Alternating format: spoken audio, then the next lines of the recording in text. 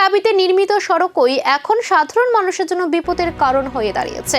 কমলপুর মহকুমার অন্তর্গত 208 নম্বর জাতীয় সড়কে রাজ্য জুড়ে তৈরি হয়েছে অসংখ্য বড় বড় গর্ত, যার ফলে যানবাহন চলাচল অত্যন্ত ঝুঁকিপূর্ণ হয়ে উঠেছে। বিশেষ করে রাতে এই সড়ক দিয়ে চলাচল করা যাত্রী ও চালকদের জন্য পরিস্থিতি আরও ভয়াবহ। অভিযোগ, নিম্নমানের নির্মাণ কাজ এবং পর্যাপ্ত তদারকির অভাবে এই দ্রুত রাস্তার এই অবস্থা হয়েছে। প্রতিদিন বহু মানুষ এই সড়ক ব্যবহার করায় দুর্ঘটনার আশঙ্কা ক্রমেই বাড়ছে। এলাকাবাসী দ্রুত রাস্তা মেরামতের দাবি তুলেছেন। এই যে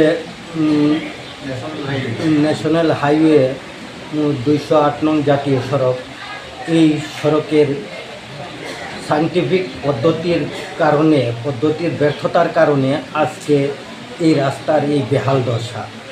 আমরা অনেক আগে এ নিয়ে প্রতিবাদ করেছি, এই প্রতিবাদে দিল্লি পর্যন্ত সেই খবরটা পৌঁছিয়ে দিয়েছি। তারপরেও দেখেছি আমরা তার কোনো প্রতিকার পাইনি। যেভাবে রাস্তাটা করার কথা ছিল এবং তাদের ওয়ার্কটারে যেভাবে ধরা ছিল সেই ওয়ার্কটার মোতাবেক করা হয়নি। সব মিলিয়ে উন্নয়নের প্রতিশ্রুতি থাকা সত্ত্বেও বাস্তবে ভোগান্তির চিত্র স্পষ্ট। কমলপুরের এই সড়কে দ্রুত সংস্কারের দাবি জানাচ্ছেন সাধারণ মানুষ।